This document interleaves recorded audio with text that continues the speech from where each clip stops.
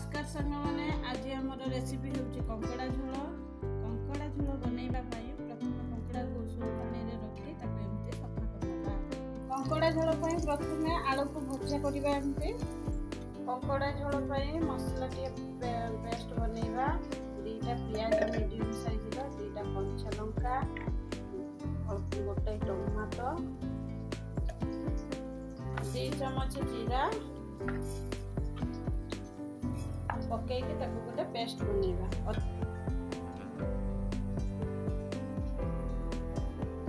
अदा रसुण पकईबा।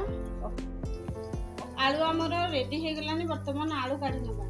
प्रथम कंकड़ा को भाजवा। गोटे चमच लंका गुंड गोटे चमच हलदी गुंड गोटे चमच लुण दे नाली नाली करी भाजी नबा। कंकड़ा भजा प्रस्तुत हो गला। एबे गोटे पात्र को उजाड़ी दबा। कंकड़ा तरकारी प्रथम आम कि सोरष तेल देवा। तापर मसला को पकईबा। मसला आमर टिके हो गला परे सेतिरे कटा पियाज कंचा लंका पकईबा। मसला हवा पर्यंत ताकू कषिबा।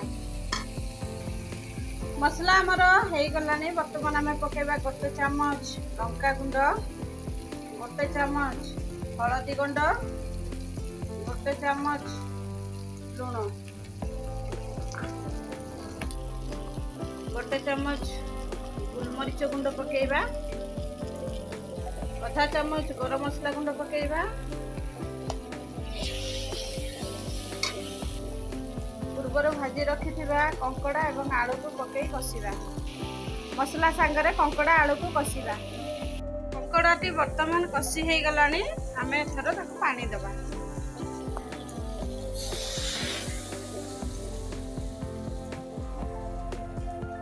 कंकड़ा झोल आमर प्रस्तुत हो गलानी। वर्तमान गोटे पात्र को उजाड़ी दबा।